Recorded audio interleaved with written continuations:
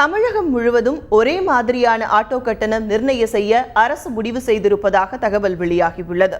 இது தொடர்பான அதிகாரப்பூர்வ அறிவிப்பு ஓரிரு நாளில் வெளியாகும் என்று எதிர்பார்க்கப்படுகிறது. சென்னையில் ஆட்டோக்களுக்கு கட்டணம் கடந்த ஆண்டு நிர்ணயம் செய்யப்பட்டது. 1.8 கிலோமீட்டருக்கு 25 ரூபாயும் அடுத்த ஒவ்வொரு கிலோமீட்டருக்கும் 12 ரூபாயும் என கட்டணம் நிர்ணயிக்கப்பட்டுள்ளது.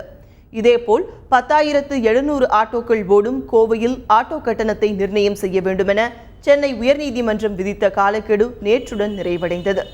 கோவையில் குறைந்தபட்ச கட்டணமாக 1.5 கிலோமீட்டருக்கு 30 ரூபாயும் அடுத்த ஒவ்வொரு கிலோமீட்டருக்கு 15 ரூபாய் என்று கட்டணம் நிர்ணயம் செய்யுமாறு ஆட்டோ தொழிற்சங்கத்தினர் கோரிக்கை விடுத்துள்ளனர்.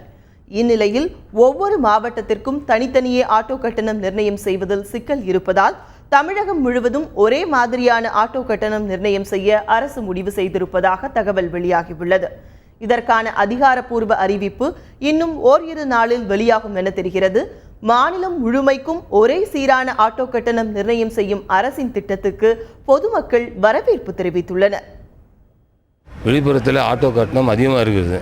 ஆனால் சென்னை மாநகரில் இருக்கிற மாதிரி ஆட்டோ கட்டணத்தை மீட்ரு போட்டு கரெக்டான முறையில் அரசாங்கம் நிர்ணயம் பண்ணுற மாதிரி விழுப்புரம் மாவட்டத்துலேயும் ஆட்டோ கட்டணத்தை நிர்ணயம் பண்ணுமாறு கேட்குறேன். சென்னையில் கொண்டு வந்த மாதிரி விழுப்புரம் மாவட்டத்திலையும் ஆட்டோ கட்டணங்கள் சீரமைப்பாக கொண்டு வந்தால் இன்னும் நல்லாயிருக்கும் நாங்கள் எதிர்பார்க்குறோம். அது தமிழ்நாடு ஃபுல்லாக வரணும், விழுப்புரம் மாவட்டத்துக்கு கண்டிப்பாக வரணும்.